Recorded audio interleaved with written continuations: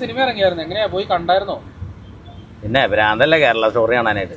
ഈ വെറുതെ മനുഷ്യനെ അടങ്ങാറാക്കാൻ വേണ്ടിയിട്ട് ഇതിനൊക്കെ ആരുടെ ഈ സെൻസർ ഒക്കെ അനുവാദം കൊടുക്കണ ആരാണെന്നാണ് എനിക്ക് മനസ്സിലാവുന്നത്.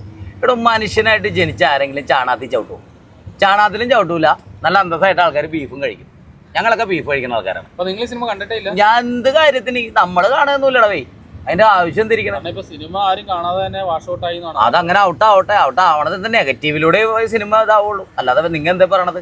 ഈ ഇലക്ഷന്റെ സമയമായി കഴിഞ്ഞപ്പോ ഇവിടെ ഈ മതവിദ്വേഷം കുത്തിവെച്ചിട്ട് എന്താ എന്നിട്ട് ഒരു പെണ്ണും പിള്ള വന്നിട്ട് അഭിനയിക്കണം.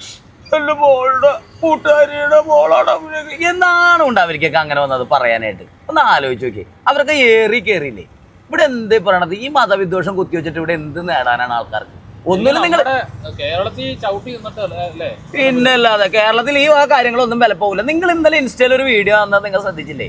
ഒരു അമ്പലത്തില് ദീപാരാധന കഴിഞ്ഞ സമയത്ത് ആ സമയത്ത് മുസ്ലിം സഹോദരങ്ങളെ വിളിച്ച് നോമ്പ് തുറക്കുന്ന അത് മാത്രം കണ്ടാൽ മതില്ല. പിന്നെ ഇതിന് കേരള ഹിസ്റ്ററിയിലേക്ക് പോണത്.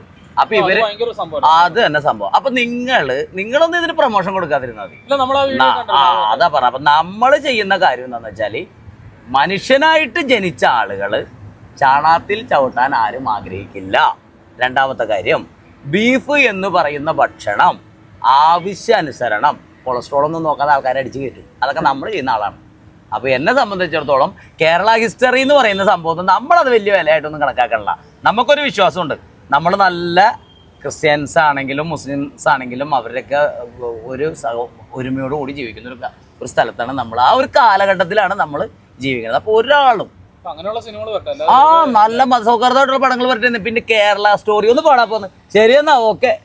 ഈ പടത്തിന്റെ റിവ്യൂ എടുക്കാൻ തിയേറ്ററിൽ പോയിട്ട് ഇല്ലാതെ ഷോ നിർത്തിന്ന് വെച്ചിട്ടുണ്ടെങ്കിൽ ആളും വരൂല. ആ പടം ഇപ്പൊ ലുലുമാളിൽ തന്നെ കണ്ടില്ലേ? ആ പടം നിർത്തിച്ചില്ലേ? ഷോ നിർത്തിച്ച്.